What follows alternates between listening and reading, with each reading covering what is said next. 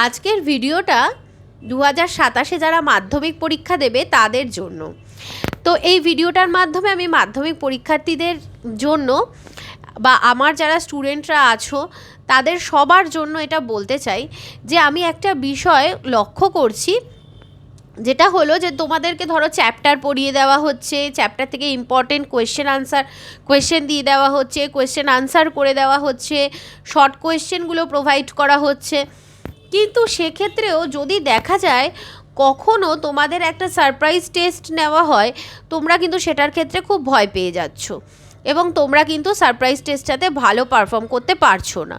এবং আরেকটা জিনিসও হচ্ছে যে তোমাদের পড়াটা কিন্তু টাইম মতো শেষ হচ্ছে না, সব সাবজেক্টগুলো কিন্তু তোমরা সময় মতো সবগুলো শেষ করছো না। তো সেক্ষেত্রে একটা কথাই আমি বলতে চাই যে তোমরা কিন্তু অবশ্যই একটা রুটিন মেনটেন করে পড়ো। কেন কি দেখো, যে তোমাদের যে কটা সাবজেক্ট আছে প্রত্যেকটা সাবজেক্টই কিন্তু যথেষ্ট গুরুত্বপূর্ণ, প্রত্যেকটা সাবজেক্টকেই খুব গুরুত্ব দিয়ে কিন্তু পড়তে হবে, কোনো সাবজেক্টকে কিন্তু অবহেলা করলে চলবে না। এবং তোমরা যদি এটা মনে করো যে প্রতি সপ্তাহে তোমরা বিভিন্ন টিউশনে যাবে, সেখান থেকে তোমরা নোটস কালেক্ট করবে এবং টিচাররা যেটা পড়িয়ে দেবে সেটা শুনে বাড়িতে এসে বই বন্ধ করে রেখে দেবে, সেটা করলে কিন্তু চলবে না। সেটা করার কিন্তু এখন আর একদমই সময় তোমাদের কাছে নেই। তো এটার জন্য তোমাদেরকে যেটা করতে হবে সেটা হলো কি, যে তোমাদের একটা প্রপার রুটিন মেনটেন করতে হবে এবং তোমাদের টিচার পড়ার দিক বা না দিক, আমি বারবার করে মেনশন করছি, টিচার পড়ার দিক বা না দিক, তোমাদের কিন্তু যে উইকে যে সাবজেক্টটা টিচার বুঝিয়ে দিচ্ছেন সেই উইকেই সেই সাবজেক্টটা তোমাদের ভালো করে পড়া রেডি করে ফেলতে হবে। যদি তোমরা সেটা ঠিকঠাকভাবে না করতে পারো তাহলে কিন্তু তোমরা কেউই 90-র ওপরে স্কোর করতে পারবে না। 90 থেকে 100-এর মধ্যে স্কোর করতে যদি তোমরা চাও তাহলে সেক্ষেত্রে আমি বলবো যে সেলফ স্টাডির ওপরে খুব বেশি মাত্রায় গুরুত্ব দাও।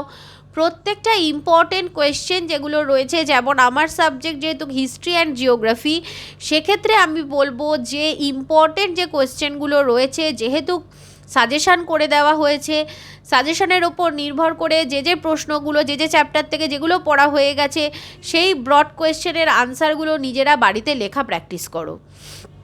এটা যদি কনস্ট্যান্ট নিজেরা করো সেক্ষেত্রে দেখতে পাবে যে কোয়েশ্চেন আনসারের লেখার গুণগত মান কিন্তু আরও অনেক উন্নত হচ্ছে এবং খুব সুন্দরভাবে তোমরা যাতে লেখাটাকে প্রেজেন্ট করতে পারো সেই জন্য ব্ল্যাক এবং ব্লু দুটো কালি ইউজ করো, করে প্রত্যেকটাতে হেডিং করে আগে একটা ভূমিকা দিয়ে তারপরে হেডিং করে করে কোয়েশ্চেনের উত্তরগুলো লেখো, যত পয়েন্ট করে লিখবে তত ভালো, শেষের দিকে একটা উপসংহার দেবে।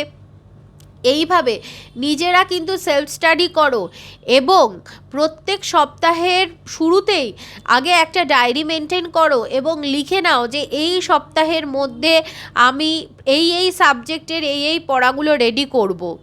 এবং সপ্তাহের শেষে গিয়ে সেটা লেখো যে তুমি যেটা নিজে কমিটমেন্ট করেছিলে যে তুমি এতটা শেষ করবে, তার মধ্যে তুমি কতটা করতে পেরেছো আর কতটা তোমার এখনও বাকি আছে, কোন কোন সাবজেক্টের এক্সামগুলো তোমার খারাপ হয়েছে একটা উইকে, তাহলে যে চ্যাপ্টারগুলোর তোমার এক্সাম খারাপ হয়েছে সেই চ্যাপ্টারগুলোকে আবার বাড়িতে বসে পুনরায় রিভিশন করো এবং টিচার যে কোশ্চেন পেপারটা করে দিয়েছিলেন, যে এক্সামটা অলরেডি দিয়েছো সেই কোশ্চেন পেপারটা নিয়ে নিজে বাড়িতে বসে আবারও নিজে বাড়িতে পরীক্ষা দাও পুরোটা না দেখে, এবং সেই আনসার শিটটা আবারও সেই সাবজেক্ট টিচারকে দিয়ে চেক করাও যে তোমার আগের থেকে পরবর্তী লেখাটা কতটা ইমপ্রুভ হলো।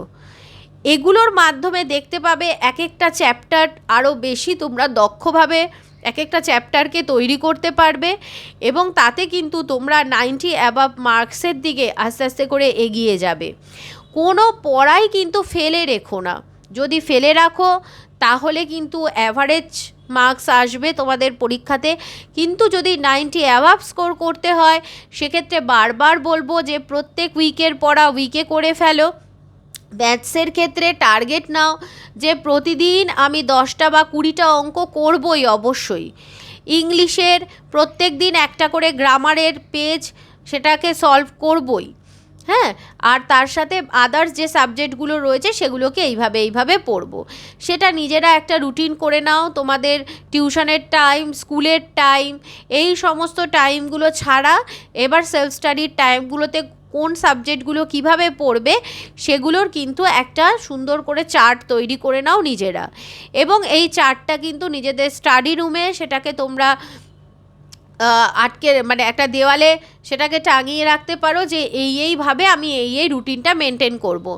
এবং তার সাথে অবশ্যই একটা ডায়েরি মেনটেন করো, যে ডায়েরিটার মধ্যে তোমরা এগুলো সব লিখে রাখো যে এই উইকে এই ম্যাথ এই টপিকটা হয়েছে, ইংলিশ এই টপিকটা হয়েছে, হিস্ট্রি এটা হলো, জিওগ্রাফি এই টপিকটা হলো, প্রত্যেকটা সাবজেক্টের কোন কোন টপিকগুলো পড়া হলো, এক্সামে কত মার্কস পেলে। এইবার এইগুলোকে আবার নিজেরা কি করো, সেই টপিকগুলোকে শেষ করো পড়া, এবং এক্সামে যত মার্কস পেয়েছো ওই কোয়েশ্চেনটাতে আবার ফার্দার সেই চ্যাপ্টারটাকে ভালো করে আরও নিখুঁতভাবে পড়ে ওই কোয়েশ্চেনগুলোকে আবারও বাড়িতে লিখে টিচারকে দিয়ে দেখাও। যত প্র্যাকটিস করবে তত ভালো হবে। ম্যাপ পয়েন্টিংয়ের ক্ষেত্রে একটা কথা বলবো, প্রতিদিন অন্তত 5টা করে ম্যাপ পয়েন্টিং প্রত্যেক দিন প্র্যাকটিস করো। 5টা ম্যাপ পয়েন্টিং করতে 5 মিনিট থেকে 10 মিনিটের বেশি সময় লাগার কথা নয়। 5 থেকে 10 মিনিট প্রত্যেক দিন টাইম দাও, হিস্ট্রি আর জিওগ্রাফি ম্যাপ পয়েন্টিংটা করো, করে নিজেদের টিচারদেরকে দিয়ে সেগুলোকে কারেকশান করাও যে তোমরা ঠিক করছো কি করছো না।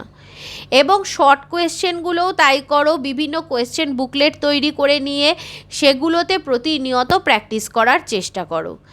আমার এই চ্যানেলের মাধ্যমে আমি তোমাদেরকে হিস্ট্রি, জিওগ্রাফি চ্যাপ্টার ওয়াইজ যে শর্ট কোয়েশ্চেনগুলো তোমাদের করতে হবে, ইম্পর্ট্যান্ট কিছু শর্ট কোয়েশ্চেন আমি তোমাদেরকে শেয়ার করব, এবং আমি আশা করব যে তোমরা সেগুলোকে দেখে তোমরাও প্র্যাকটিস করবে এবং তোমরা কিন্তু সেটাতে যথেষ্ট উপকৃত হবে।